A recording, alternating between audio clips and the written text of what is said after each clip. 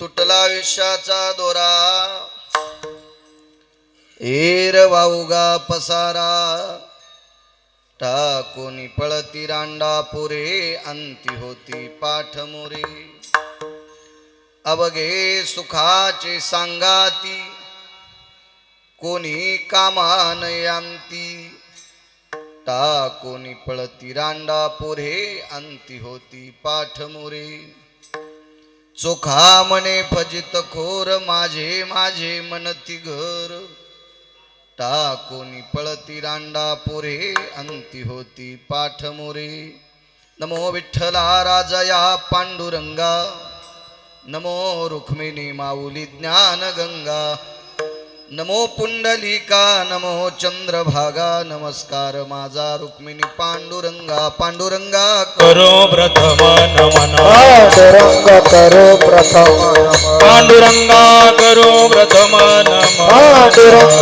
करो प्रथम नमन चरण संताचे दुसरे चरण संताची दुसरे चरण संताची त्यांच्या कृपादाने कथेचा विस्तार बाबाजी सद्गुरु दास तुका बाबाजी सद्गुरु दास तुका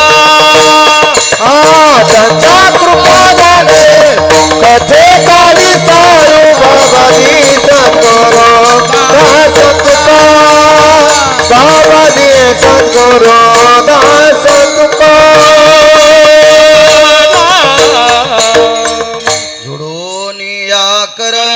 चरणी ठेवी दो माता चरणी ठेवी तो माता परिसावी विनंती माझे पंढरी ओ परिसावी विनंती माझे पंढरी चरण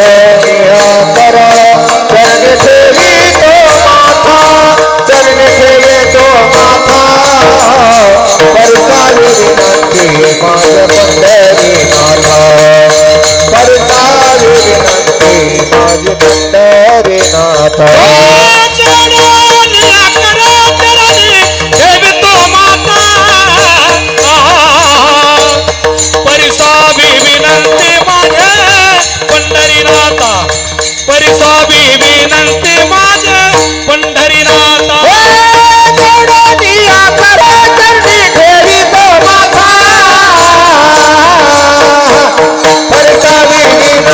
माझे पंढरीनाथा परिसावी विनंती माझे पंढरीनाथा पांडुरंगा करू प्रथम नमन दुसरे चरण संताचे त्यांच्या कृपादाने कथेचा विस्तारू बाबाजी सद्गुरु दास तुका मनोजवं मारुत तुल्य वेगं जितेंद्रियं बुद्धिमतां वरिष्ठं वातात्मजं वानरायुत मुख्यं श्रीरामदूतं शरणं प्रपद्ये नागेन्द्रहराय त्रिलोचनाय भस्मांगरागाय महेश्वराय नित्याय शुद्धाय दिगंबराय तस्मै नकराय नमः शिवाय शरदिंदु समाकारे परब्रह्मस्वरूपिणी वासरा पीठ निलये सरस्वती नमस्तुते विठ्ठल आता वैवासित पावनाती भासती पंचानन समाना तया श्रोत्याची आचरणी जाना साष्टांग नमन करीतसु वाद्यभूषित पावन ती प्रत्यक्षामरेंद्रा समान तयाची आचरणी जान साष्टांग नमन करीतसु आता गान गंधर्व देवता कोकिळ कंठस्वराराका जे कीर्तनी वही वाशित लोका तयाची आचरणी नमनगा मज दिसत सो परम विख्यातु जो जान ब्रह्मयाचा सुतु नारद जान नाम तितिक्षु तयाची आचरणी नमनगा जेने धर्म जितविलाची बळी तो संभाजी जान नवाळी कावतरला जयाची आकुळी तया छत्रपतीची चरण कमळी साष्टांग नमन करीतसो विठ्ठल विठ्ठल विठ्ठल विठ्ठल विठ्ठल विठ्ठल विठ्ठल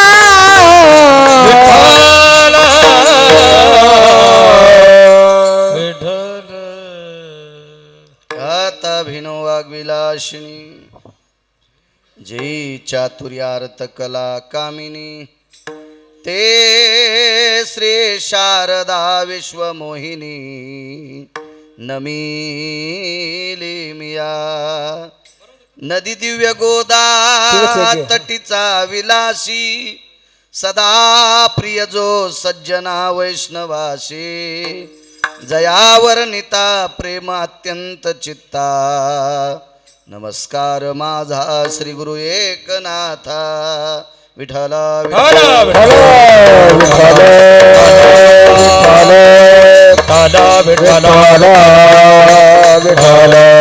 सर्व मंगल मांगले शिवे सर्वार्थ साधिके शरण्ये त्र्यंबके गौरी नारायणी नमस्तुते वक्रतुंड महाकाय सूर्यकोटी समप्रभ निर्विघ्नं कुरु मे देव सर्वकार्येषु सर्वदा पार्वतीच्या नंदना मोरया गजानना रे गजानना पार्वतीच्या नंदना मोरया गजानना रे गजानना पार्वतीच्या नंदना मोरया गजानना रे गजानना पार्वतीच्या नंदना मोरया गजानना रे गजानना मोरया गजानना रे गजानना गजानना रे गजानना गजानना रे गजानना गजानना रे गजानना पार्वतीच्या नंदना मोरया गजानना रे गजानना पार्वतीच्या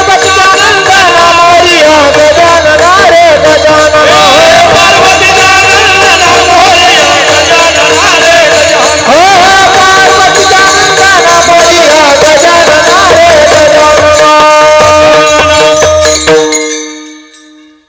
अशा मागच्या खुर्च्या कॅमेऱ्यावाल्याच्या मागं घ्या घ्या तुमच्या खुर्च्या या आता मधातून कोण मंत्री येणार आहे या असं ही काय पद्धत आता मंगल कार्यालय असल्यामुळं असं करावं लागेल नाही तर असं नसतं कीर्तन घ्या घ्या समोर घ्या पुढं पाहिजे बसा घ्या समोर बसा समोर आणि चपलं बुटं काढून बसा कीर्तनाला ही काही एखाद्या पुढाऱ्याची सभा नाही सारखं महिला मंडळी या पुढं थोडं असताल एखाद्या वेळेस तुम्ही अब्जाधीश श्रीमंत असताल पण तुमच्या घरी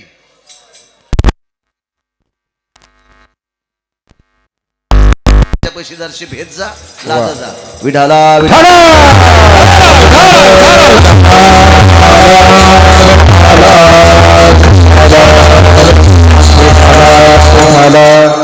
आयुष्याचा दोरा येर वाऊगा पसारा टाकुनी पळती रांडा पुरे अंती होती पाठ मोरे प्रस्तुत प्राप्त प्रसंग निवडलेला अभंग विश्वमान्य विश्वभूषण विश्वाधिकार विश्वप्रिय देवमान्य श्री गुरु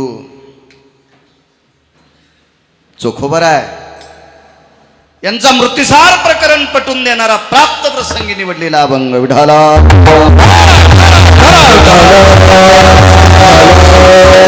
प्राप्त प्रसंगी निवडलेला अभंग मंगळवेढ्याच्या मालकाचा आहे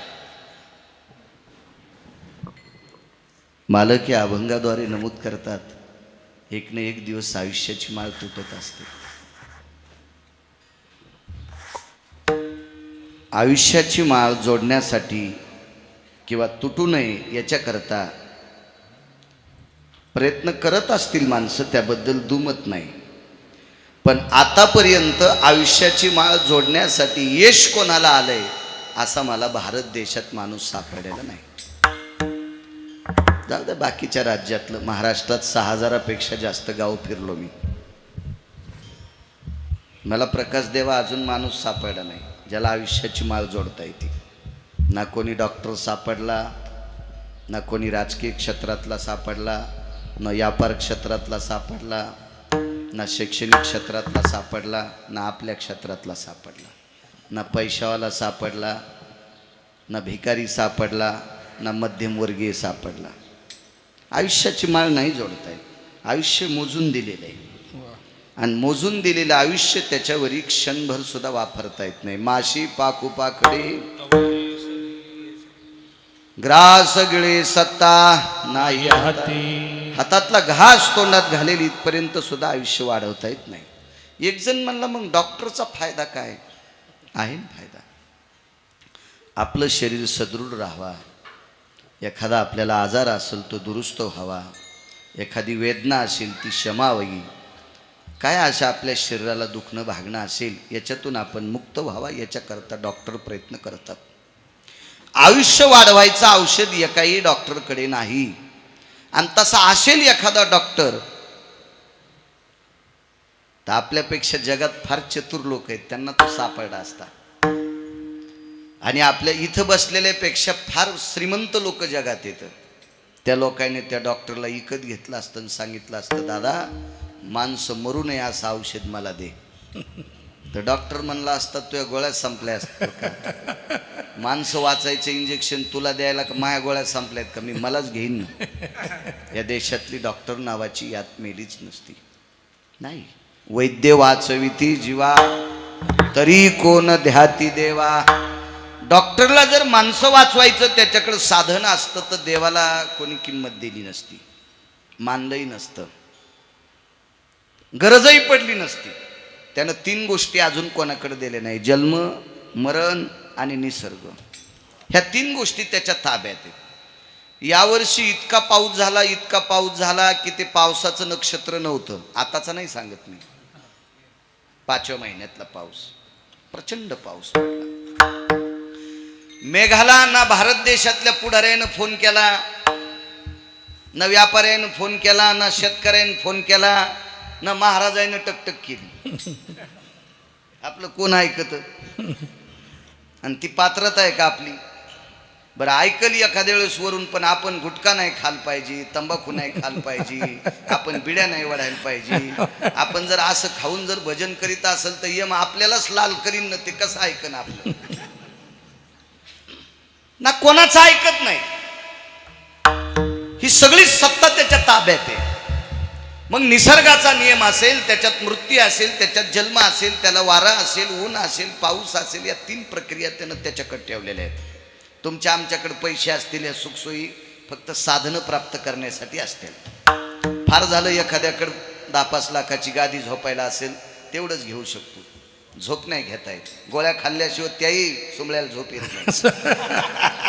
काय त्यांनी सांगपण सांगायचं, माझ्याकडे 20 लाखाची गादी, यार गोळ्या खाऊन झोपतून तू विठाला विठाला.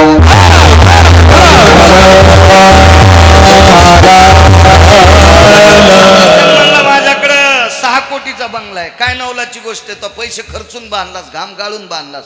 त्या बंगल्यात मच्छर नाहीत का? आणि त्याने का पैसे खर्चिले? ते तर कोपऱ्यात बसलेत ना. म्हणजे याचाही जास्त काही गर्व नसला पाहिजे. एक जण म्हणला माझ्याकडे बंगला आहे, गर्व कस काय नाही? म्हणलं किती कोटीचा बांध, पोरं तू हे छताव जाळणारच नाही. छताव नाहीत जाळीत पोरं, ना चौकात जाळीत नाहीत, ना पोर्च मध्ये जाळीत नाहीत, ना बेड मध्ये जाळीत नाहीत. नेऊनी निजविती स्मशानी मानसे जाळीते त्या ठिकाणी. नेवोनी निजवे ते स्मशानी मशानी मशानी मानसे जाळीते त्या ठिकाणी. लक्झरी बेड आहे झोपायला, 50 लाखाची बेडरूम केली, पोरायला केली. कुत्र्याला 1.5 लाखाचा पलंग. मोठ्या माणसाकडे पाहिला मी, उत्तम दादा बघितला, त्यानं सांगितलं 1.5 लाखाचा पलंग माझ्या कुत्र्याला आहे. मी काही महत्व दिलं नाही, त्याला माहीतच नाही किती रगिले म्हणून. त्यांनी मला 500-500च्या 7-8 नोटा दिल्या पाया पडून, तरी मी मानलंच नाही, कारण त्या माझ्याकडे भरपूर आहेत ना, त्याच्यामुळे मला काही त्याच्या 7-8 नोटाची किंमतच नाही. आणि काय करायचं त्याला, आपल्या पोटापुरते आहेत, बायको एकच आहे, त्याच्यामुळे असं फारसं काही नालायकाला चोंबळायचं नाही. आणि वारकरी संप्रदायातल्या लोकांनी दर्जेदार राहिलं पाहिजे. विठाला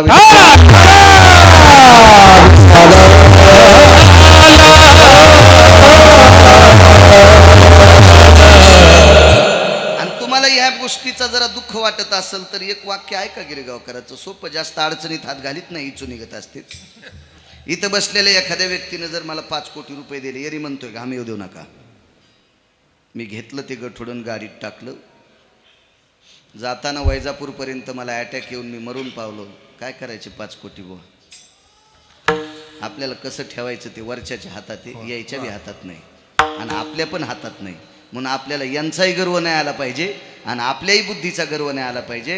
उत्तम दादा गर्व पंढरपुरातल्या मालकाचा पाहिजे, त्याला विनंती करा आम्हाला नीट ठेवू.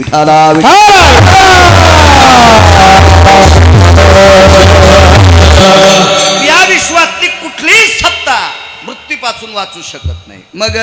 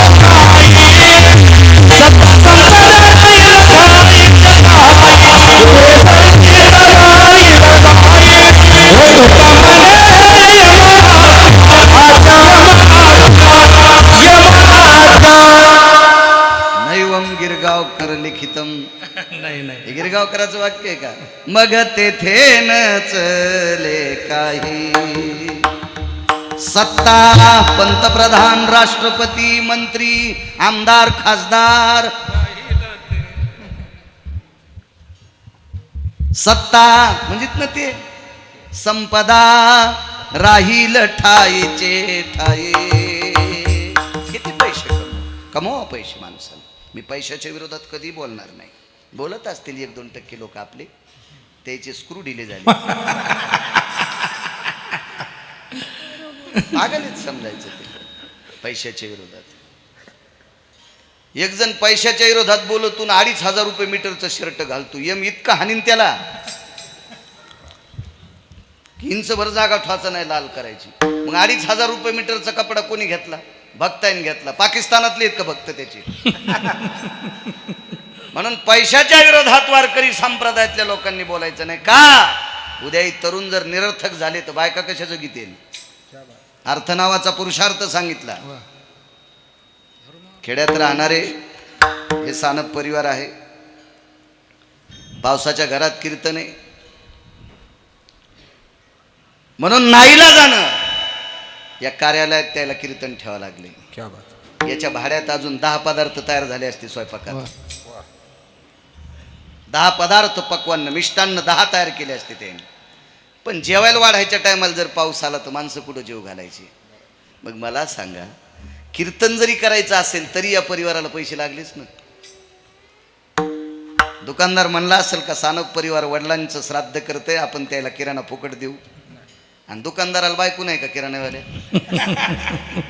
ते का संन्याशी आहे का, संन्याशाला पैसे आवडत नाहीत का. असा दाखवा बरं मला संन्याशी. आयसा कोणी दावा हे जया नावडे, कन्या पुत्र घोडे दाराध, नाही त्या सुटली द्रव्य लोभ माया.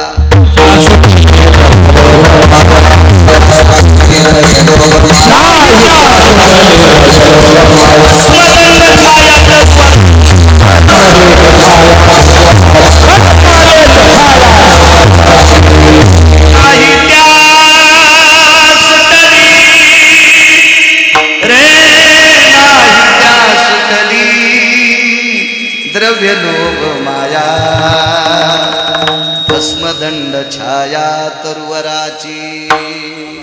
नाही चुकत कोणी पैशातून, कारण होतच नाही पैशाशिवाय काय. प्रेम जपत होती, याच्याकरता पांडवांना गादी दिली आणि कौरवांना मारलं. विठाला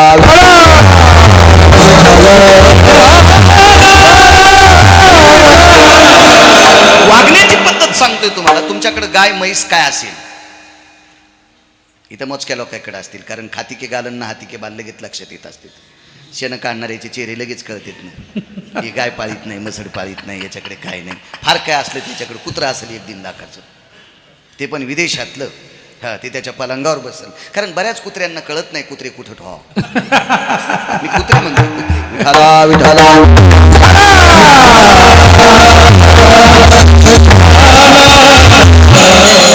लक्षात घ्या, आपली गाय म्हैस जर व्यवस्थित दूध देत असेल तर आपण तिला पेंड चारतो, ढेप चारतो, खुराक चारतो. उत्तम दादा, ती गाय मसड जर दूध काढणाऱ्याला लाथ आणीत असेल तर आपण ठेवतो का तिला? तिला इकून टाकतो. कोणाचा न्याय आहे? पशुचा न्याय, प्राण्याचा न्याय. मग हा न्याय आपल्याला नाही का? आपण जर चुकीचं वागत असेल तर संसारातल्या लोकांना आपण तरी कशी आवडू? नाही, याच्याकरता चांगलं वागणं. प्रिय जी धनी शब्द आला, तुटला आयुष्याचा दोरा सांगतोय. जीत शब्द आला, जी धनी. काय शब्द आहे महाराज तो. लाखो रुपये तोळा इकत भेटणार नाही. त्याला घेऊन पाठीमागे बसा ताई साहेब. हो ताई साहेब, त्याला घ्या तुम्ही, पाठीमागे घ्या, मागच्या खुर्चीवर जा, खेळत राहते. आता ते लेकरू आहे, तुम्ही त्याला घेऊन जा कडेला. नाही, त्याला काय देऊच नका. त्याच्या वयात मी त्याच्यापेक्षा बेचर होतो. त्याला घेऊन जा. मी वगाराची म्हशीची शेपूट बांधली होती लहानपणी. ते काहीच नाही, ते फक्त खुर्च्या आत राहिले. विठाला विठाला.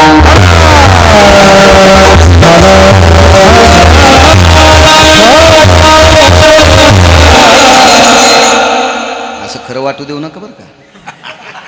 मुळीच वाईट नव्हतं, म्हणून तर इथं आलो. मुळीच नव्हतं वाईट, उपजताच. भगवंतानं मेमरी कार्ड दिलं तर चांगलं. काय धनी, आपल्याकडे 2-4 वारकरी आलेत. बर, आणि आजची एकादशी आहे. ते फराळ करून कुठं तरी आलेत. आजचा विषय संपला, पण उद्या द्वादशीचं जेवायला पाहिजे. महाराज, काय प्रांजळ बायको असेल होत्या वारकऱ्याला. डोळ्याला पाणी नाही, शब्दामध्ये मुळीच अशी अस्ताव्यस्त चढ उतार नाही. एकच शब्द वापरला, स्वामी. 4 वारकरी आपल्या इथून उपाशी गेलेच नाही पाहिजे, पण आपण त्या चौघांची सोय कशी करायची बरं मालक?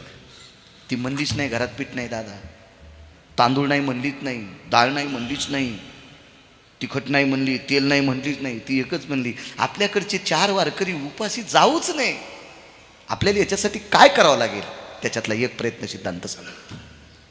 मुलगा चतुर आहे, हुशार आहे, सात्विक आहे, सदाचारी, पुण्यशील आहे. एक सांगू का जाता जाता तुम्हाला? तुम्ही फार मोठी माणसं आहात, आणि त्यातल्यापेक्षा मी ज्या प्रांतात राहतो त्याच्यापेक्षा तुम्ही 40 वर्ष पुढे आहात. मी राहतो मराठवाड्यात. आमची पिकलबडी तर कळडी घोडी नाही तर उदो आंबाबाईची पडली. निसर्ग बरा असल्यामुळे बरं आहे आमचं सध्या. तुमच्यावर लक्ष्मीची कृपा आहे, जलदेवतेची कृपा आहे, छान आहे. आणि तुमच्यासारख्यांना शिकविणं म्हणजे आडत दुकानदाराला मात्र चालणार नाही शिकविणं. मी काय शिकू शकतो तुम्हाला? तुम्ही इतकी मोठी आहात. पण सांगू, श्रीमंत कोणाला म्हणायचं? ज्याचा मुलगा बुटा हरपून घरी येत नाही, असा मुलगा ज्याला आहे त्यानं म्हणायचं मी श्रीमंत आहे. ज्याचा मुलगा बायकोनं केलेला स्वयंपाक जेवण्यासाठी घरी येतो त्यानं म्हणायचं मी श्रीमंत आहे. ज्याच्या मुलाला उचलून आणावं लागतंय, अशी त्याच्याकडे कोट्यानं जरी संपत्ती असेल तर त्यानं म्हणायचंच नाही मी श्रीमंत आहे. तो पैशानं जरी श्रीमंत असेल तर वैचारिक स्थितीनं तो 1 नंबरचा भिकारी आहे. जगातला सर्वात मोठा श्रीमंत कोण असेल, त्याच्या घरातली माणसं सात्विक असावा, तो श्रीमंत आहे, तो श्रीमंत आहे. आई वडिलांचं चिंतन चालू आहे, उद्याची वारकरी उपाशी जाता कामा नये. मुलांना सांगितलं, बाबा तुमच्या दोघांचा पर्याय संपलाय, माझा ऐकता का? काय करायचं? 4 वारकरी जेवून जावा याच्याकरता आपण एका किराणा दुकानदाराच्या घरी चोरी करू. शास्त्राला मान्य नाही, पुराणाला मान्य नाही, वेदाला मान्य नाही, ऋषीमुनींना मान्य नाही. वडिलांनी डोळे मोठे केले, आईने डोळे मोठे केले. मूर्खा, आपण वारकरी संप्रदायातली माणसं आहोत. आपण पीठ आणि डाळ तांदूळ चोरी करत असतात का? आई ऐक न ग, तू बाबांना सांग न ग. मला जसं कळतंय तसं आपल्या इथून एकही वारकरी उपाशी गेला नाही ग. आपण विटेवरच्या मालकाचं, मर्यादा पुरुषोत्तम रामचंद्राचं भजन करतो ग. अविरत भजन केलं, मला अविरत भजन केलं. तो वारकरी जातीनं मुसलमान होता. जरासं थोडंसं डोक्यात ठेवा. तो जातीनं नागिनीची पानं विकणाऱ्या तांबोळ्याच्या कुळातला मुसलमान होता तो वारकरी. वारकऱ्याला जातीचा संबंध नाही, साधूला जातीचा संबंध नाही. कोण्याही कुळात साधू जन्माला येतो. जात तुमच्या मुला मुलींची लग्न करण्यापुरती सांभाळा. व्यवहारासाठी जातीचा संबंध नाही. भजन करण्यासाठी जातीचा संबंध नाही.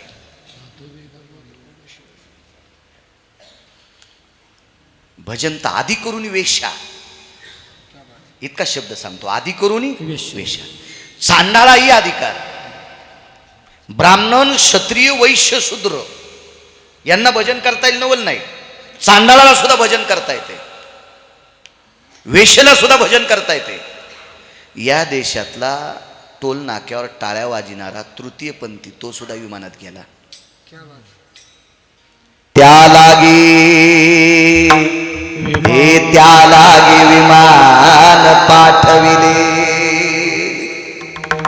दादू खोदू नावाचा पिंजारी विमानात बसून गेला. महाराज विमानात बसून गेला. एरवी सुद्धा बिचारे टाळ्यात वाजित असतील, पण त्यानं भजनात टाळ्या वाजिल्या. हे त्या लागी विमान पाठविले. त्याला सुद्धा विमान पाठवलं. म्हणजे भजन करण्याचा अधिकार प्रत्येकाला आहे. कुळानं मुस्लिमाच्या कुळातला वारकरी आहे. मुलानं सांगितलं, बाबा आपल्याकडे येणारा वारकरी उपाशी जाऊ नये, माझी इच्छा आहे. फक्त 4 वारकऱ्यापुरते तांदूळ आणि पीठ आणि डाळ आपण आणू. डाळ भात आणि त्या डाळीसोबत भाकरी म्हणा, चपाती म्हणा खातील. आणि मुलाचा निर्णय बापानं ऐकला. चोरी कितपत सिद्ध आहे मी अगोदर सांगितलं. शास्त्र पुराण वेदाला चोरी मान्य नाही. पण एका दुकानदाराचं दुकान पाठीमागनं फोडलं. दगडाची भिंत होती. स्वतःचं शरीर जाईल असं छिद्र केलं आणि त्या छिद्रातून त्या वारकऱ्याचा मुलगा आतमध्ये गेला. त्या मुलाचं नाव आहे कमाल. मध्ये प्रवेश केला. काय मुलगा होता तो वारकऱ्याचा.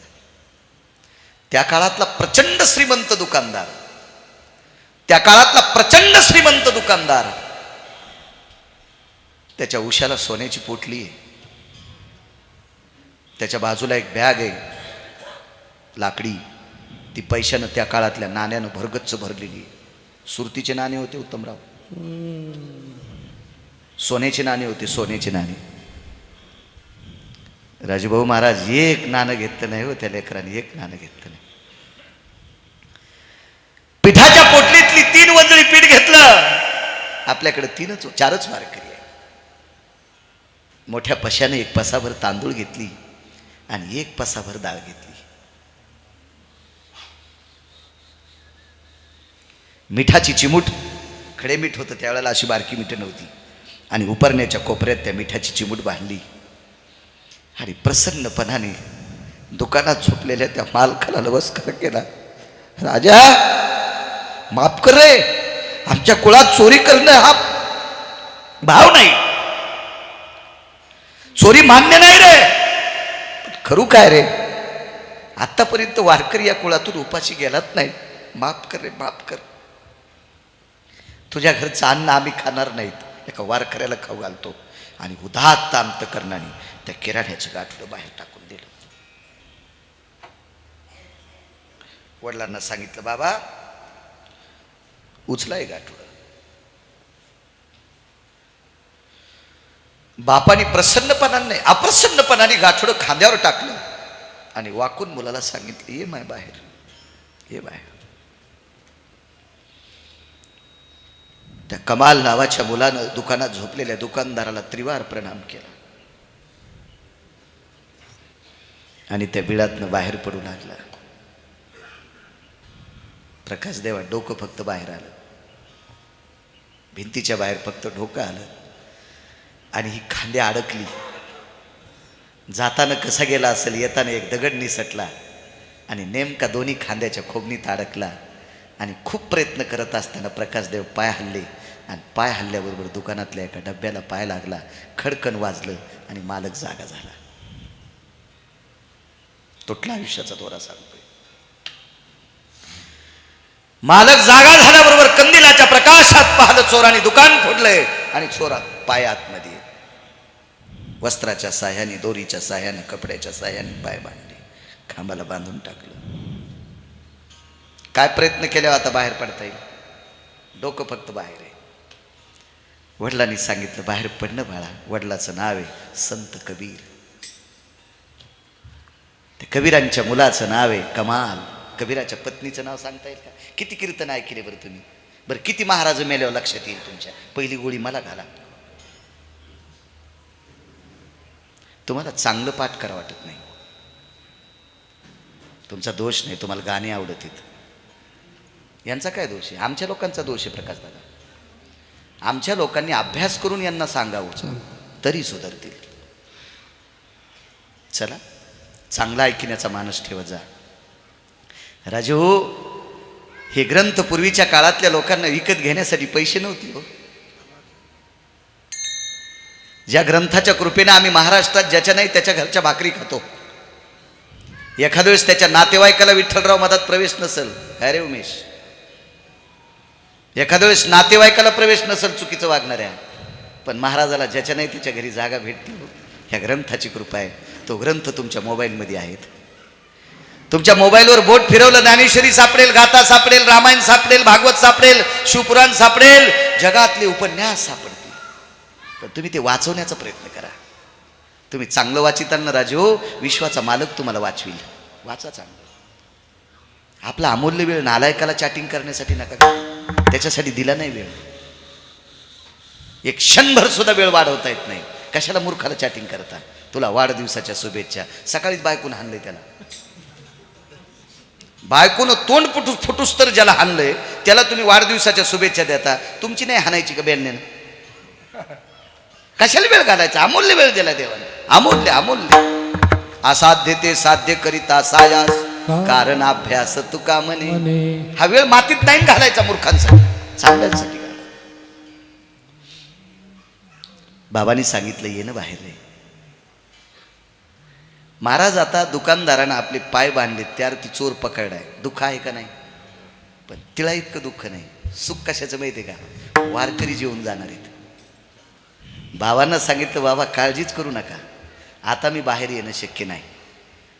भिंतीची दगडं खांद्याला अडकलीत, मला बाहेर येता येत नाही. वडिलांना सांगितलं भिंत मोठी करण्यासाठी माझ्याकडे साधन आहे. मी भिंतीचं पुन्हा छिद्र मोठं करतो. तुम्ही मोठं करून काही फायदा नाही. आतला मालक उठलेला आहे आणि त्यानं माझे पाय बांधलेत. माझं काही असू द्या, आपल्याकडची ही जर चर्चा झाली तर वारकरी प्रसाद खाणार नाहीत. कारण कशाचं अन्न आहे? चोरीचं आहे. आपण चोर आहेत असं जर वारकऱ्याला कळालं तर आपल्या घरचं जेवणार नाहीत. एक दुसरी गोष्ट, चंद्र सूर्य येतोपर्यंत आपलं नाव जाईल. माझं एकच ऐका बाबा, हे गाठोडं खांद्यावर घ्या आणि खांद्यावर गाठोडं एका हातानं धरा आणि दुसऱ्या हातानं तुमच्या हातातली जी कट्यार आहे तिनं माझं डोकं कापा आणि हे डोकं घेऊन जा. म्हणजे समाजात चर्चाच होणार नाही. मी तुमचा मुलगा आहे, मी तुमचा मुलगा आहे असं कोणाला कळणार नाही. कापा माझं डोकं, कापा.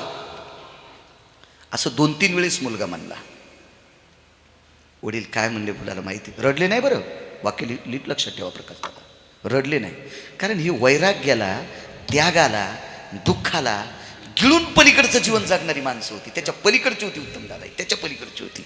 मरण माझे मरून गेले याच्या पलीकडची लोक होती. महाराज काळाच्या डोक्यावर पाय देणारी माणसं होती. जगा काळ काय आम्ही माथा दिला पाय, या सत्तेवरच आरूढ असणारी माणसं होती. ती तुमच्या माझ्यासारखी भ्याकड कुत्री थोडी होती.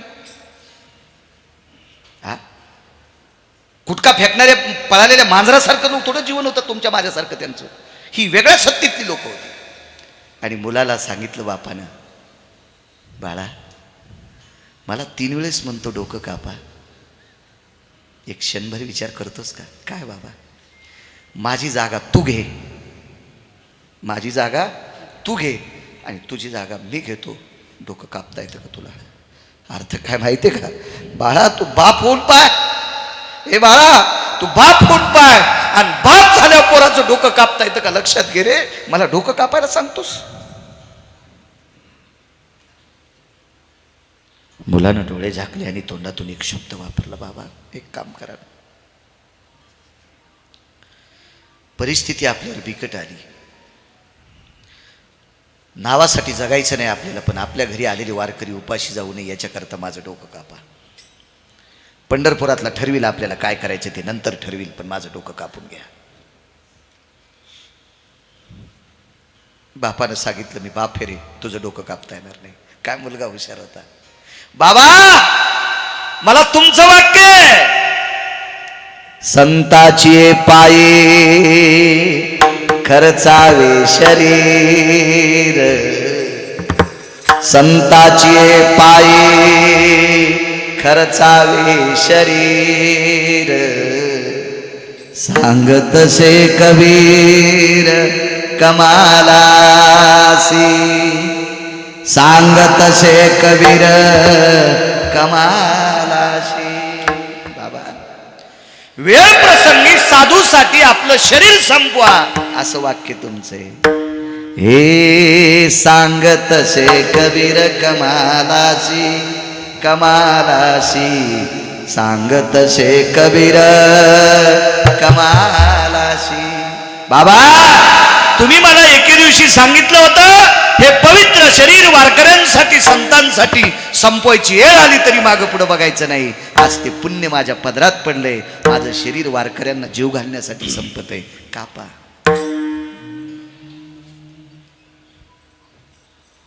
कमालाने शिर खंडोनी आपुले, डोकं कापलं. ज्या कपड्यात ज्या उपरण्यात एकीकडून किराणा बांधला सज्जनांनो, त्याच उपरण्यातल्या एकीकडच्या कोपऱ्यात पोराचं डोकं बांधले बापानं.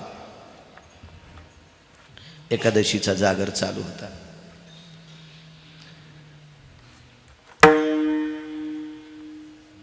किराण्याचं गठुडं पत्नीपाशी देऊन टाकलं. ते किराणा रिचवला पात्रात आणि पोराच्या डोक्याचं गाठुडं एका कोपऱ्यात बांधून टाकलं. प्रसन्न अंतकरणाने स्वयंपाक केला. वारकऱ्यांनी सांगितलं, यजमान आमच्या पंक्तीला असावा. काय जीवन असेल महाराज लोकांचं. पोराचं डोकं घरात टांगलेलं आहे, डोकं कापलेलं घरात टांगले, आणि तो बाप महाराजाच्या पंक्तीला जेवायला बसायला शक्य येईल का महाराज आपल्याला?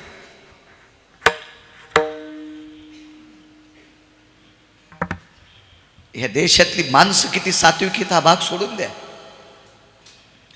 रयतेचे राजा छत्रपती शिवाजी महाराजांचं पार्थिव चंदनाच्या लाकडावर टाकलं.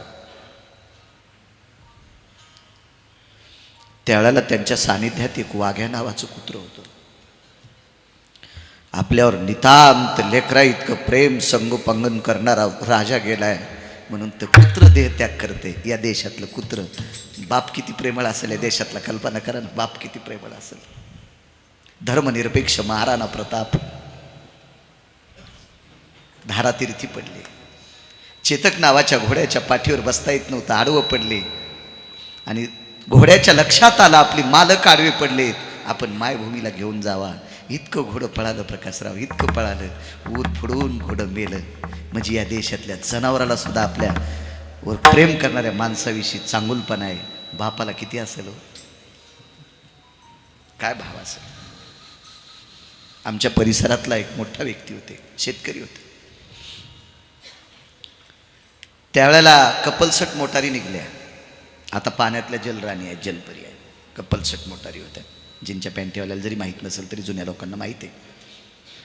त्या कपलसट, त्याला फुटबॉल असायचा, त्याची जीप खराब व्हायची, शेण पाणी भरावं लागायचं, फार ते बेजारे असायचे त्या काळात.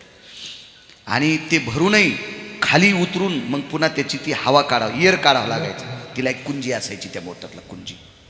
आणि ते एअर काढण्यासाठी 150 एकरचा मालक खाली उतरला आणि अनावधानानं मोटर खालची फाळी मोडल्या गेली आणि तो मालक खाली उतरला, पडला. पण दोर नव्हता, मोटारीचा पाईप होता. त्या पायपाला धरून ती व्यक्ती होती, पण पाळलेलं कुत्रं होतं. शेतात विहिरीपासून 1.5 किलोमीटर शेत वाडा होता.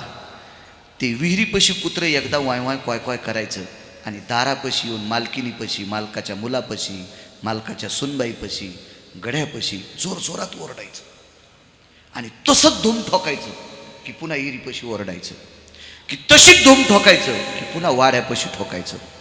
उजडेपर्यंत ते कुत्रं ओरडत राहिलं, उजडेपर्यंत. शेवटी ते कुत्रं इतकं भुकलं की त्या कुत्र्याला रक्ताची संडास झाली. क्या बात है. आणि विहिरीत पडलेल्याची आई म्हातारी होती, काठी टेकीत आली. तिनं सांगितलं, मी किती दिवस गेल्यापासून तुम्हाला सांगते, कुत्रं आपलं एवढं भुकत नाही रे, काय कारण आहे? गिरीधर कुठं आहे? आणि मग मुलानं सांगितलं, आजी बाबा रात्री 1:30 वाजता मोटर लावायला गेलते. अरे कुत्र्याला लाल संडास होईपर्यंत ओरडते मा गिरीधर बघा रे. ज्या वेळेला घरची माणसं शेतात गेली त्यावेळेला गिरीधर राव विहिरीत लोंबकाळलेले होते. या देशातलं कुत्रं जर इतकं आपल्या मालकावर प्रेम करत असेल तर बाप मुलावर किती प्रेम. किती उदाहरणं सांगू तुम्हाला, किती उदाहरणं सांगू. तुम्ही माझ्यापेक्षा ज्येष्ठ आहात, मला 83चा जन्म आहे. पण महाराष्ट्रभर फिरून नाना प्रकारच्या जीवट सत्यकथा मी हाताळल्या. एका बाईला मुलगा, एक MD मेडिसिन, एक शेतकरी. पण अचानक एक हृदयविकाराचा झटका आला आणि तो मुलगा मृत्यू पावला. 2 मजली घर होतं उत्तम दादा. आईला कळालं तुमचा मुलगा वारलाय. महाराज ती ॲम्ब्युलन्स दारात आली. सगळी लोक आता त्यांना कुठं टेकायचे, कोण्या हॉलमध्ये टेकायचे, कोण्या बैठकीत टेकायचा, हा भाव होता. तेवढ्यात आई वरी गेली आणि ॲम्ब्युलन्समधून काढलेल्या पोराचा चेहरा दुसऱ्या मजल्याहून पाहिला आणि बाजूच्या कोपऱ्यात जाऊन खाली उडी टाकली. मुलांना आईला एकाच शेजारी पेटवलं. महाराज काय भाव आहे, काय प्रेम आहे देशामध्ये. आपल्या वारकरी संप्रदायातला अधिकार बघायचा असेल तर माझी लेकरं सुखानं जगावं याच्याकरता विठ्ठल पंतांनी, रुक्मिणी आई साहेबांनी देहांत प्रायचित्त घेतलं, जलसमाधी घेतली. या देशात आई आणि बाप एक वेगळी ओळख आहे. या देशातला आई आणि बाप एक वेगळं तत्व आहे. या देशातला आई आणि बाप एक आगळं वेगळं दैवत आहे. या देशातला आई आणि बाप विश्वातलं कुठलंही सूत्र ज्याची बरोबरी करू शकत नाही ते सूत्र आहे आई आणि बाप.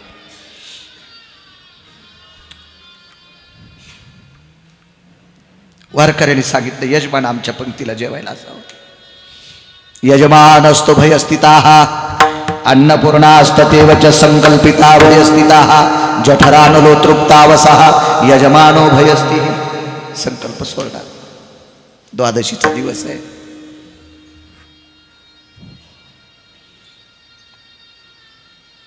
पाणी फिरवलं. मातीचं गाडगं होतं, त्याला कुल्लड म्हणतात त्या भागात, कुल्लड. सगळ्या वारकऱ्यांनी हातावर पाणी घेतलं आणि पात्रात फिरायला सुरुवात केली, पाणी फिरवायला. यजमान कबीराने नुसता हात खाली केला, टप टप डोळ्यातलं पाणी पडलं, तेच फिरवलं. पण एकालाही दिसू दिलं नाही. मुलाचं डोकं कोपऱ्यात कापलेलं बांधलेलं आहे. बापानं कसं जेवावं, तुटला आयुष्याचा दोरा सांगतो. सगळ्यांना वाढलंय. स्वतः कबीराने वाढले पहिली पंगत. आता पुन्हा पोळी घ्यावं लागेल, भात घ्यावं लागेल, वरण घ्यावं लागेल. आईनं आवाज दिला. अहो ऐकलं का? काय ग, आपला कमाल कुठे आहे? तुम्ही एकदा वाढून घेतलंय, आता कमाल हिंदी भाषेत होती. आप कौन परोसेगा, चावल परोसेगा, रोटी परोसेगा, सब्जी परोसेगा. 2 आवाज आले. आता 3रा आवाज यायच्या अगोदर जेवता जेवता कबीर उठले आणि झोपडच होतं. कबीराला काही महाल नव्हता. बाजूच्या कोपऱ्यात गेले, पत्नीला एकच सांगितलं, आता कमालाला हात मारू नकोस. का? कमाल ते कपड्यात बांधलेलं आहे, कपड्यात बांधलेलं आहे कपाल.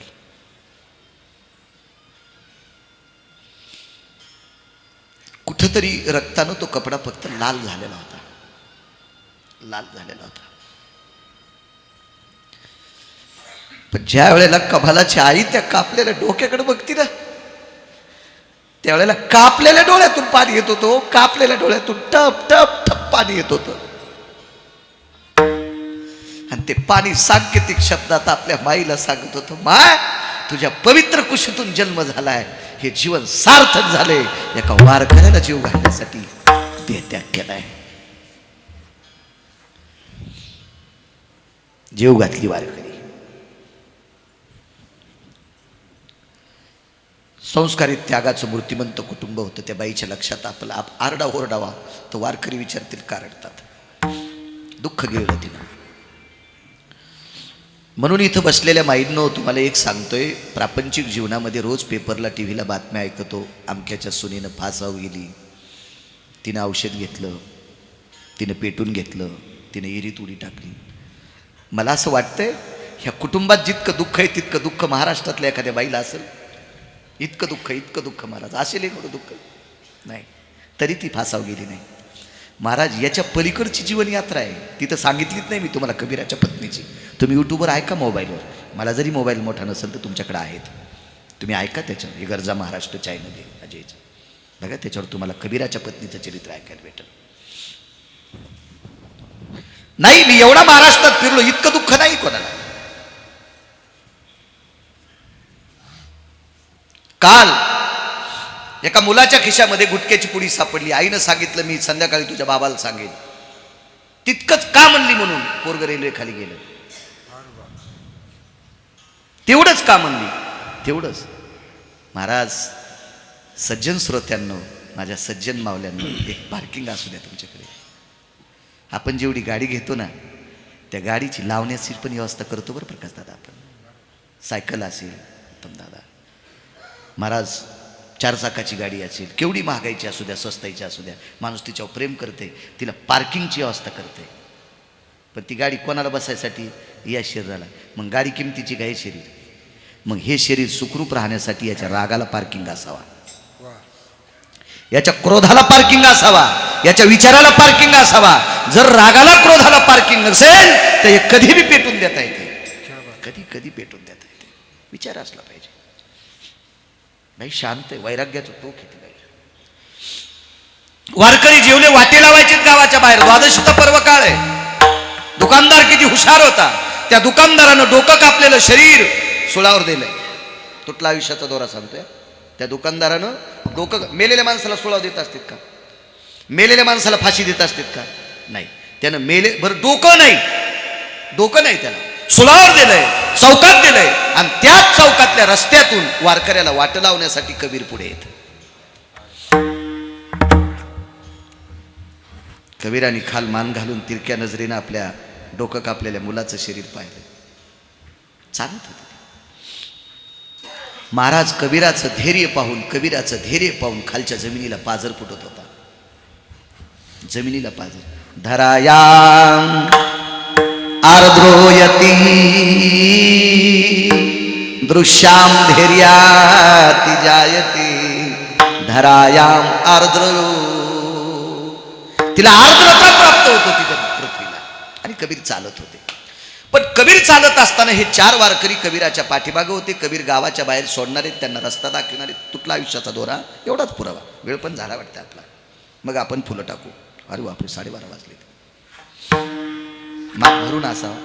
सुरू करायला उशीर झालता, संपायला उशीर होईल. भरलेलं माप असावं, पाप लागत नसते, मापात पाप नसावं.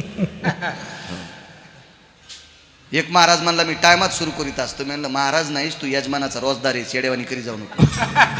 म्हणला मी कपडेच घालीत नाही, झाडाचा पाला खातो का मग.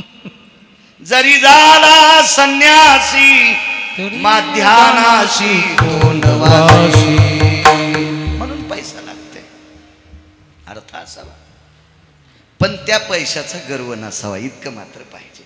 वा, त्या पैशाचा गर्व नसला पाहिजे. मला सांगा, रावणाकडे सोन्याची नगरी होती. रावणाच्या 9 वर्षाच्या काळात गर्व झाला.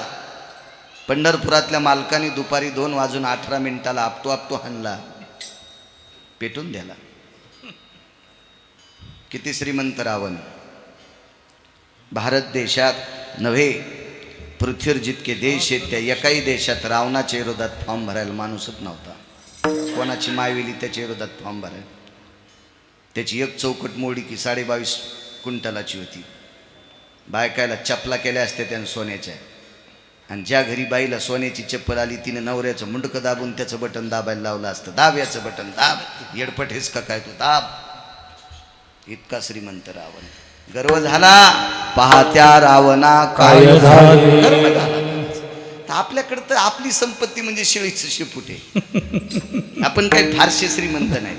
एक राग येऊ देऊ नका तुम्हाला.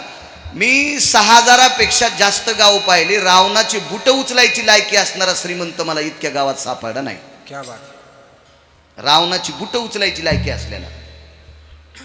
म्हणजे रावणा एखादा म्हणला असेल मी इतका श्रीमंत आहे मला तुमचे बुट उचलायचं काम द्या, रावण म्हणला असता ती पण लायकी तुझ्यात नाही. आपण इतके पण श्रीमंत नाही. राग येऊ देऊ नका. मी काही तुम्हाला उच्छेदून बोलत नाही आणि तुम्हाला चोंभाळायसाठी कीर्तन करतही नाही. माझ्या वरच्याला बरं वाटावं असं कीर्तन करायचं. ठीक आहे, एखाद्या यजमानाला वाटत असेल माय बनिली धुवा धुईल तेव. गिरगावकर नाही. त्याही रावणाचं वाजलं. आपण शुल्लक माणसं आहेत. आपली पण आयुष्याची माळ तुटणार. मुद्दा मानतो तुमच्या पुढे, मान्य करा न करा. मानील तो देईल काही, न मानील तो नेईल काही. व्यक्ती तितक्या प्रकृती झाल्यात. प्रत्येकाच्या भिन्न भिन्न विचार आहेत. कोणाला काय आवडत असेल, कोणाला काय आवडत असेल, जो तो भाग सोडून द्या.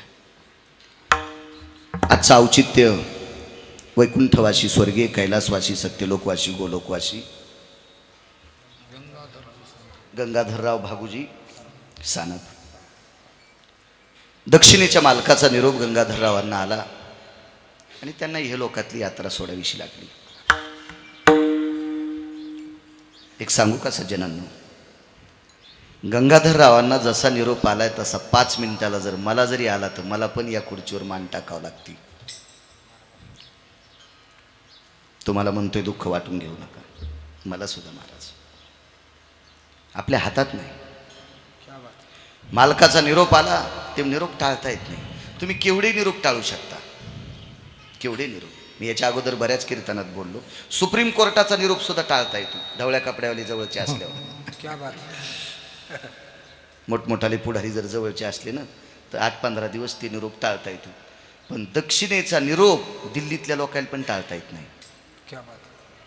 संस्कृती संपन्न भारत देश, महासत्ता अमेरिका देश, उगवत्या सूर्याचा जपान देश, या तिन्ही देशाची प्रक्रिया पाहिली तर बाकीचं जाऊ द्या, काही चुरगाळू नका. पण या तिन्ही देशातल्या एकाही व्यक्तीला दक्षिणेच्या मालकाचा निरोप टाळता येत नाही. त्याचं नाव आहे मरण. मरण आवडत सुद्धा नाही बरं का, आवडत सुद्धा नाही. आगा मर हा बोलूनच साहती.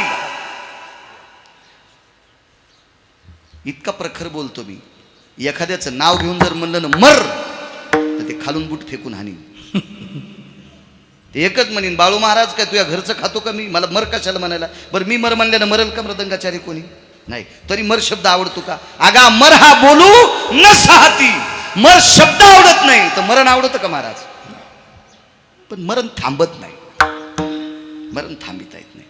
तद्वज्ञानं गंगाधररावांना इहलोकातली यात्रा सोडावं लागली. त्यांच्या पश्चात त्यांचे सुपुत्र आदरणीय मला वाटते छबुरावजी एक आणि पुन्हा हां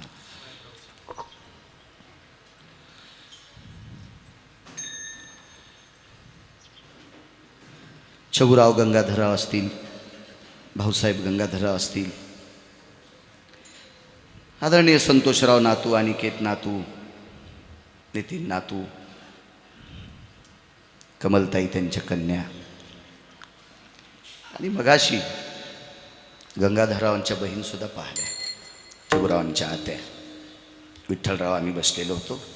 मध्ये आलत्या. म्हातारी आहे बसलेली, जुन्या काळातली म्हातारी.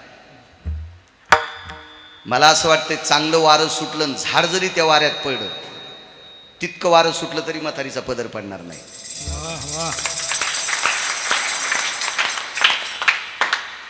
जुनं ते सोनंच असतं, लक्षात घ्या. नाही आता घेऊ नका, बाकीच्या राहू द्या, तुम्हाला कुठे ऊन लागायला. आणि नवऱ्याला सांगायचा पदर आणूच नको म्हणून. कशाला ते पैसे तरी खर्चितात तो कापून आणला पाहिजे विठाला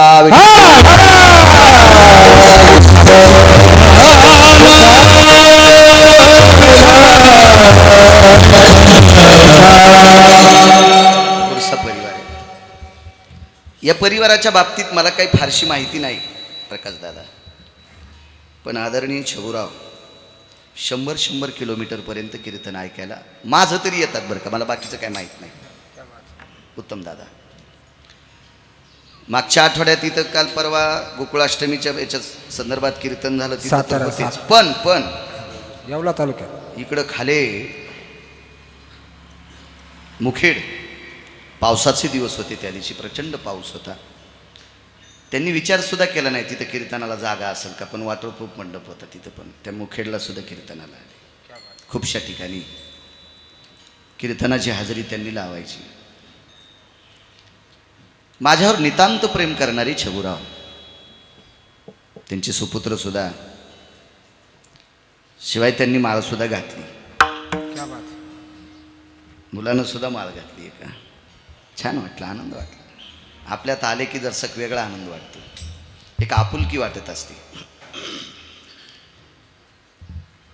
आणि त्यांच्यासाठी बऱ्याच वेळेस काकांनी फोन केला, जगताप काकांनी. मलाही तारीख देता आली, आनंदाचा योग. वयोवृद्ध तपोवृद्ध पंढरीचे वारकरी त्यांचे वडील, विटेरच्या मालकावर त्यांची नितांत श्रद्धा, आणि ते कालवश झाले. दक्षिणेच्या मालकाचा त्यांना निरोप आला. आता काही जरी छगुरावजी आणि त्यांच्या बंधूंनी केलं तरी ते परत येत नाहीत किंवा ते दिसत नाहीत. दिसले तर चित्रातच दिसतील. त्यांच्या स्मृतीला उजाळा देण्यासाठी पुण्यस्मरण करावं. विष्ट मित्र सज्जन सखी सोयरी धायरी एकत्रित आणावी. 4 पात्र अन्नदान करावं, आणि ते अन्नदान प्रसादाच्या रूपात करावं. प्रसादाच्या रूपात अन्नाचं रूपांतर करायचं असेल तर उत्तम दादा त्याच्यासाठी भजन लागतं. क्या बात. कारण अन्नच असतं, पण अन्नाचं रूपांतर प्रसादात करायचं असेल तर त्याच्यासाठी भजन लागतं. हरिचिंतनी भोजन. मग कीर्तन ठेवणं म्हणजे रामकृष्ण हरी म्हणणं, विठ्ठल विठ्ठल म्हणणं, ज्ञानोबाराय तुकोबरायच्या नामाचा जयघोष करणं, निवृत्तीनाथांचं नाव, त्र्यंबक राजांचं नाव, आदी करून साधू संतांचं नाव, या संताच्या नामाचा उच्चार त्या अन्नावर पडत असतो आणि त्याचं प्रसादात रूपांतर होत असतं. आपल्या वडिलांच्या प्रीत्यर्थ त्यांच्या स्मृतीला उजाळा देऊन नामचिंतन होऊन 4 पात्र प्रसादाची उठावी असा या सानप परिवाराने अट्टहास केला, आणि तो विश्वाच्या मालकानं सिद्धीसही नेला.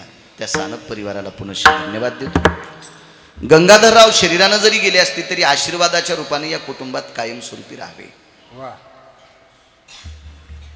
बसलेल्यांनो एक सांगतोय तुम्हाला, प्रत्येकाकडे गेल्यावर तो त्याची परिस्थिती सांगत असतो.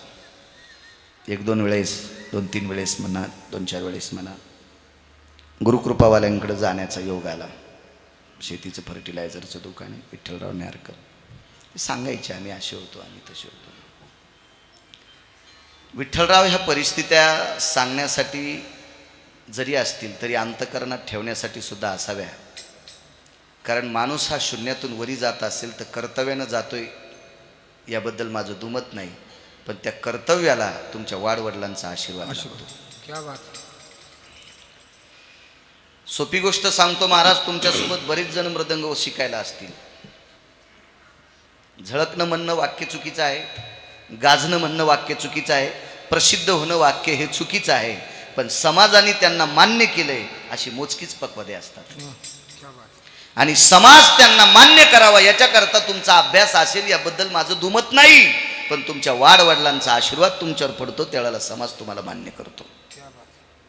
बघा दादा, हे तुमच्या क्षेत्रात आहे. अशी काही लोकांना सोर आहेत, भजन्यांना नाही सांगत मी खूप दिवसापूर्वी 27 वर्षापूर्वी पॅसेंजरनं प्रवास करायचो रेल्वेनं. आता तुम्ही 4-2 कागद शिल्लक दिल्यामुळं मलाही जोर आला, वेगळ्या गाडीत फिरतो. हे तुमचा कर आहे, किंवा प्रथम श्रेणीत रेल्वेत फिरत असेल. पण पूर्वी 27 वर्षापूर्वी मी पॅसेंजरमध्ये फिरत असताना त्या पॅसेंजरमध्ये टाळ नाही, मृदंग नाही, विना नाही, काही नाही, एक डबं वाजून एक व्यक्ती भजन म्हणायचा. तर पेटीच्या सुराची पट्टी पडल इतके त्यांचे स्वर उंच होते.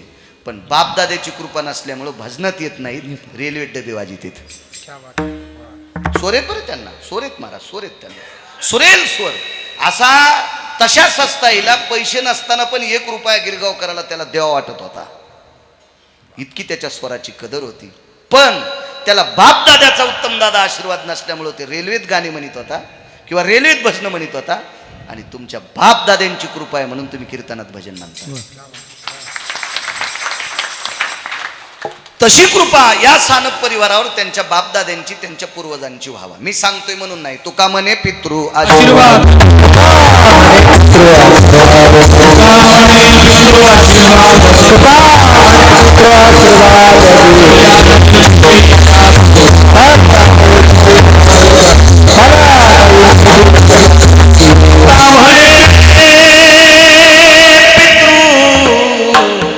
आशीर्वाद देते कल्याण विच्छिती तया कुळा. राजू, आपल्या पूर्वजांचे आशीर्वाद असल्याशिवाय साधा ग्रामपंचायतचा सदस्य होता येत नाही. राजकीय क्षेत्रात, व्यापार क्षेत्रात, वैद्यकीय क्षेत्रात, शैक्षणिक क्षेत्रात, आपल्या आध्यात्मिक क्षेत्रात समाजानं डोक्यावर घेऊन नाचावा असा भाव जर तुमच्या अंतकरणात असेल, ती इच्छा असेल, तर पूर्वजांचे आशीर्वाद स्वीकारा. पूर्वजांच्या आशीर्वादानं माणूस मोठा होत असतो.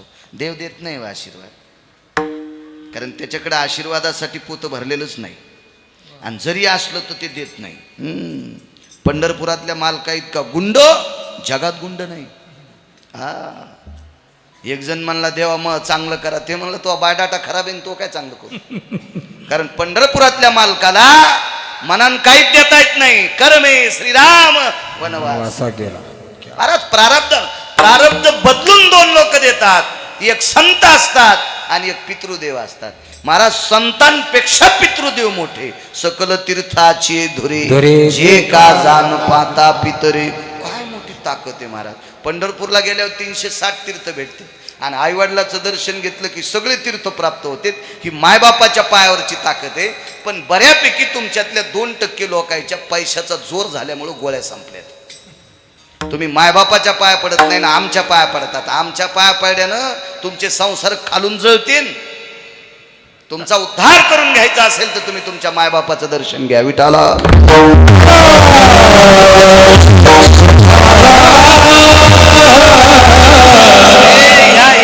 या पर्वतल्यांना सांगतोय, तुम्हाला जर उद्धार करायचा असेल तर जिच्या कपाळावर कुंकू आहे तिनं नवऱ्याचं दर्शन घेत जाय.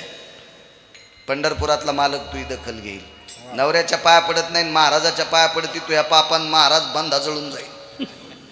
कशाला पडती महाराजाच्या पाया? पडू नको असं म्हणत नाही, पण नवऱ्याच्या पडत असेल तर महाराजाच्या पड. आणि नवऱ्याच्या पडत नसल तर तुला चंद्रभागेत पुरलं तरी मोक्ष नाही. तू वाटूळ आहेस. विठाला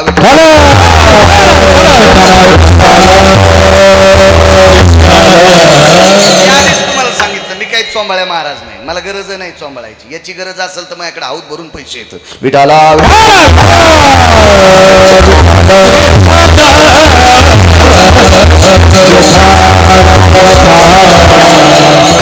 बाईनं मालकाचं दर्शन घ्यायचं. पुरावा सांगेल माय, राग येऊ देऊ नकोस.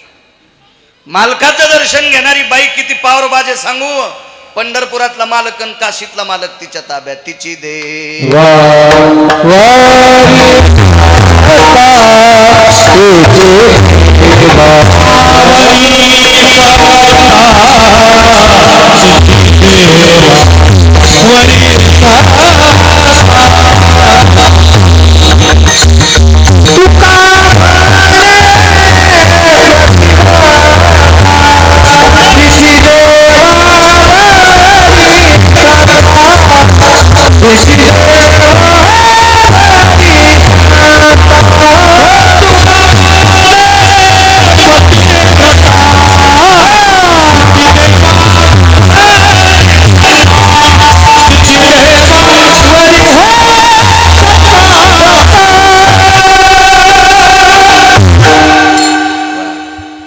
म्हणे पतिव्रता तिची देवावरी सत्ता नैवम गिरगावकर लिखितम.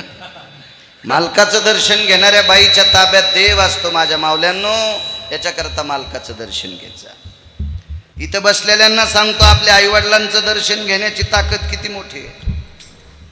एकानं सांगितलं, महाराज वडील नाहीत, मला आई नाही, पर्याय काय? राजा, तुझ्या कष्टातून प्राप्त झालेल्या पैशाच्या 2 प्रतिमा विकत घे. एका प्रतिमेवर बापाचा फोटो असावा किंवा एखाद्या प्रतिमेवर माईचा फोटो असावा आणि घरामध्ये दक्षिणेकडे तोंड करून ते फोटो लावायचा. सकाळी आंघोळ झाल्याच्या नंतर कामाला निघता निघता माईचं आणि बापाचं दर्शन घे, तुला यश प्राप्त होईल. एखाद्या वेळेस देवाचं चुकलं तरी चालेल. माईकवर बोलणं इतकं सोपं आहे का? कॅमेरे चालू आहेत. तुम्हाला वाटतं का मला विचारणारा कोणी नाही महाराष्ट्रात? मुस्काडीत हानीन ना एखादा विद्वान चुकीचं बोलल्यावर. पाहुनी ग्रंथ करावे कीर्तन, ऐकुनी कीर्तन, हा ग्रंथ पाहायचे, आधारा वाचोनी काय सांगशील कहाणी.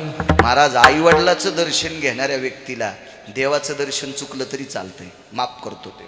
पुरावा मांडू तुमच्या पुढे एक, मग सांगतो तुटला आयुष्याचा दोरा. 18 दिवस युद्ध झालं. मृदंगाचार्य हरिभक्तीपरायण राजू महाराज, आदरणीय हरिभक्तीपरायण यशवंत महाराज. 18 दिवस युद्ध झालं. भारतीय युद्ध द्वापार युगातलं. पांडवांच्या बाजूनं पंढरपुरातला मालक आहे. खरं तर कौरवाची बाजू भक्कम होती देवापेक्षाही. पंढरपुरातल्या मालकाला 19 चुका करावं लागल्या तेव्हा पांडवांना गादी प्राप्त झाली. फुकट नाही. त्याच्यातल्या एका चुकामुळं पंढरपुरातल्या मालकाचे सगळेच पोरं मेले. वज्र नावाचा नातू सोडून दिला. 56 कोटी यादव मैरेक नावाची दारू पिऊन मेले. ती पंढरपुरातल्या मालकानं स्वतः चूक केली. ती मी नाही सांगत, पाहावे पुराणी विचारून. तेव्हा पांडवांना गादी प्राप्त झाली. मायबापाच्या दर्शनाची ताकद किती मोठी आहे. काही लोकांना वाटत असेल काय गिरगावकराच्या गोळ्या संपल्या. संपू दिन माया, तू या टायमाला घे, माझ्या संपू दे. कारण मला याच्या गोळ्याच चालू नाहीत. गोळ्या चालू आहेत कमरेच्या, ह्या नाही. याच्या ज्या दिवशी गोळ्या चालू होत्या त्या दिवशी पपेच माय ऐकायची नाही. तुम्ही कशी कीर्तन ऐकता? पपेच माय म्हणजे माझी बायको. 18 दिवस युद्ध चाललं. पंढरपुरातल्या मालकाने भीमदादाला सांगितलं, दादा दुर्योधन मारायचा आहे. दादानं सांगितलं, पहिल्यापासून टपतोय मी त्याला मारण्यासाठी. ह्या नालायकानं माझी पत्नी मांडीवर बसवली. चोळीची गाठ सुटल्याच्या नंतर तूप वाढायला लावलं. भरसभेत वस्त्रहरणा करता ओढीत आणली. रजस्वाला असताना, केस मोकळे असताना केसाला धरून ओढीत आणली. सामान्य पापी आहे का दुर्योधन? याला मी मारणार. देवानं सांगितलं, भीमदादा याला कुठेही गदा माराय मरत नाही, फक्त एकाच जाग्यावर मारल्यावर मरतय, ती मांडीवर. तर भीमदादा म्हणले, मी युद्धाचा नियम मोडणार नाही. तर पंढरपुरातले मालक म्हणले, राजकारणात साम दाम दंड हे धकत असते. ज्याला मोठी भाऊजाई आई समान असताना मांडीवर बसवायची अक्कल नाही, त्याच्या मांडीवर गदा मारायला आपण तरी शास्त्र कशाला पाहायचं? हे पंढरपुरातल्या मालकानं शिकिलं म्हणून भीमदादानं गदा मांडीवर मारलं. पण ऐका 18 दिवस युद्ध चाललं. भीमदादा अशी गदा अशी जोडायची, अशी फिरिनार, सोडणार. भगवंतानं सांगायचं, दादा. भीम नाराज व्हायचे. असा नेम धरलेला असायचा प्रकाश देवा. आणि ते नेम धरल्याच्या नंतर दुर्योधनाची नुसती मांडी नाही फुटणार, तर मांडीचे तिळासारखे तुकडे होऊन युद्धभूमीत पसरणार. इतकं ताकद होती भीमाकडे. पण देव थांबवायचे. पण एक दिवस असा आला, त्या दिवशी भीमाची गदा सुद्धा हातात नव्हती, ती रथात टेकलेली होती. आणि देवानं चुटकी वाजली, दादा हना गदा, आणि सहज गदा फेकली आणि दुर्योधन मेला. युद्ध संपलं. श्रुती नावाची व्यक्ती आली. फार विद्वान व्यक्ती श्रुती. श्रुती कोण सांगू तुम्हाला? श्रुती म्हणजे या भारत देशातली वैदिक संप्रदायातली पहिली पत्रकार. श्रुतीच्या अगोदर कोणी पत्रकार नव्हतं. कोणी इथं असेल तर त्यांनी ध्यानात ठेवा. श्रुतीच्या अगोदर कोणी पत्रकार नव्हतं. पहिली पत्रकार कोण? तर श्रुती पत्रकार आहे. ही श्रुती नावाची पत्रकार तिथे येईल. आणि त्या श्रुतीनं प्रश्न भीमाला केला, का हो इतक्या दिवस गदा उगारीत होता, मारली नाही, अचानक मारली आणि दुर्योधन मेलाय, काय प्रकार? हे म्हणले, मला काय माहीत नाही, मला ज्यानं सांगितली त्याला विचारायला जाय. निर्भीड विचाराची श्रुती. सात्विक सदाचारी पुण्यशील तत्वाचा निष्ठेची प्रश्न मंजुषा करणारी श्रुती ही विश्वाच्या मालकाकडे, पंढरीतल्या मालकाकडे गेली, द्वारकाधीश कृष्ण परमात्म्याकडे गेली आणि विचारलं, जगदानंद कंद जगतपते, तुम्ही भीमदादाला गदा मारायला लावली होय, याच्या अगोदर भीमदादानं गदा जोडली होती तरी मारू दिली नाही का? देवाच्या डोळ्याला पाणी आलं, सांगितलं, श्रुती ऐक ना, भीमानं जरी गदा मारली असती तरी दुर्योधन मरत नव्हता. काय बोलता म्हणे देवा तुम्हाला काही? हो ग, ऐक ग माझं ऐक. मग आज का मेला? त्याचं कारण आहे, दुर्योधन युद्धाला येत असताना त्याच्या आईचं दर्शन घेऊन येत होता. दुर्योधन युद्धाला येत असताना त्याच्या आईचं दर्शन घेऊन येत होता आणि ज्या दिवशी दुर्योधनानं आईचं दर्शन घेतलं त्या दिवशी तिच्या आशीर्वादाची थाप पाठीवर राहत होती. भीमानं नाही, कोटी कृष्णानं गदा मारली असती तरी दुर्योधन मरत नव्हता. मग आज मेला का? आज गदा मारल्यावर का मेला? आज अनावधानानं दुर्योधन आईचं दर्शन घ्यायचं विसरला होता. महाराज, एकच दिवस आईचा आशीर्वाद प्राप्त नाही झाला तर हे लोकातली यात्रा दुर्योधन 3.5 वज्रापैकी एक वज्र होता. दुर्योधन काय सामान्य होता का? महाराज, त्याला आशीर्वाद होता आईच्या कृपेचा, दृष्टीचा. पण एक दिवस आईचा आशीर्वाद न मिळाल्यामुळे हे लोकातली यात्रा दुर्योधनाला सोडावी लागली. या भारत देशातल्या इंद्रप्रस्थाच्या राजाला यात्रा सोडावी लागली. महाराज, केवळ आईचा आशीर्वाद नव्हता, म्हणून तुका म्हणे पितृ आशीर्वाद देती.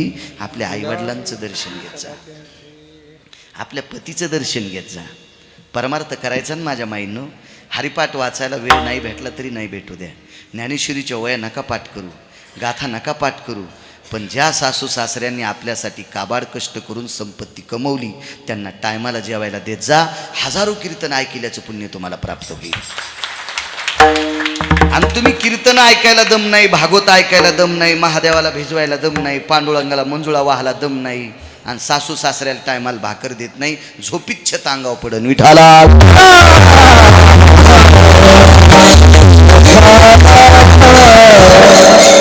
ही नियमाची परंपरा आहे. अशा अवस्थेत जीवन जगा. माझा विटेवरचा मालक कृपाळू तुमचं कल्याण करेल. माझा काशीतला मालक कृपाळू तुमचं कल्याण करेल. भगवान गणेशाची स्थापना, 10 दिवसाचा उत्सव, गणेशोत्सव आहे. आराध्य दैवत असणारं गणेश बाप्पा सुद्धा तुमच्यावर कृपा करतील. मा जगदंबा पुढे येणारे शारदीय नवरात्र महोत्सव, ती जगदंबा सुद्धा उदात्त अंतकरणानं तुमच्यावर कृपा करेल. पण याच्यापेक्षा तुम्ही संसारात बिनचूक वागणं गरजेचं आहे. ज्याची आई कची धड नाही त्याचे परत्रपुस शिकाय. चला, तुटला आयुष्याचा दोरा.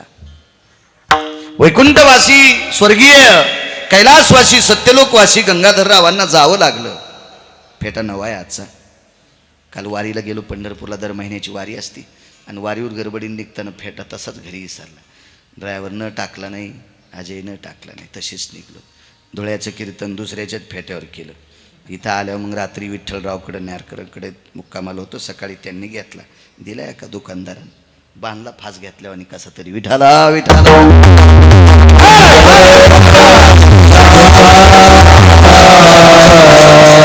कुठला आयुष्याचा दोरा? किती मोठ्या माणसाला जावं लागते लक्षात घ्या.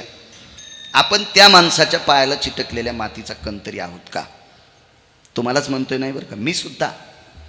त्या माणसानं घातलेल्या बुटा चप्पलच्या पायाला चिटकलेल्या कणाची सुद्धा बरोबरी गिरगावकर करू शकत नाही. मी माझं सांगतोय, माझं. त्या व्यक्तीला जावं लागते. तुमची आमची काय कथा आहे? वारकरी आले घरी.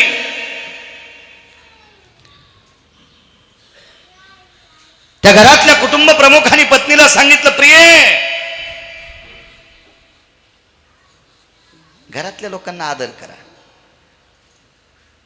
काही काही माणसं इतकं संसार त्यांचा पैशानं असा फुललेला आहे, सोन्या नाण्यानं, पण तोंड त्यांची गिदडासारखी.